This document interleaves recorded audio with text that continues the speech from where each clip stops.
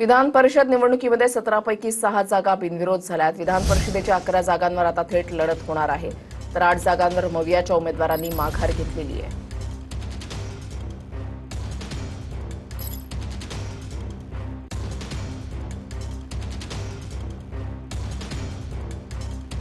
सतरा पैकी महायुतीचे 6 उमेदवार हे बिनविरोध आलेले आहेत। कोणकोणते प्रभाग आहेत तर कोकणमध्ये अनिकेत तटकरे,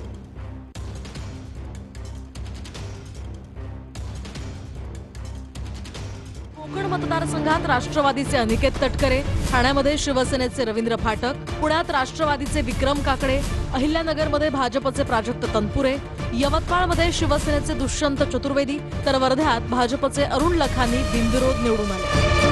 कोकण मतदारसंघात राष्ट्रवादीच्या तटकरेंविरोधात ठाकरेंच्या शिवसेनेचे बाळ माने उमेदवार होते, पण बाळ मानेंनी अखेरच्या क्षणी उमेदवारी अर्ज मागे घेतला, तर इतर अपक्षांनी सुद्धा अर्ज मागे घेतल्यामुळे अनिकेत तटकरे बिनविरोध निवडून आले।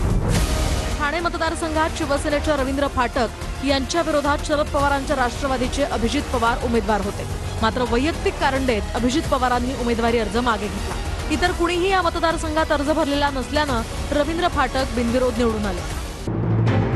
यवतमाळ मतदारसंघात शिवसेनेच्या दुष्यंत चतुर्वेदी यांच्या विरोधात काँग्रेसनं साहेबराव कांबळे यांना उमेदवारी दिली होती, पण साहेबराव कांबळेंनी ऐनवेळी उमेदवारी अर्ज मागे घेतला, त्यामुळे दुष्यंत चतुर्वेदी बिनविरोध निवडून आले। वर्ध्यात भाजपच्या अरुण लखानी यांच्या विरोधात काँग्रेसनं शैलेश कुमार अग्रवाल यांना उमेदवारी दिली होती। शैलेश कुमार अग्रवाल यांच्यासह अपक्ष उमेदवारांनी सुद्धा उमेदवारी अर्ज मागे घेतला, त्यामुळे भाजपचे अरुण लखानी बिनविरोध निवडून आले।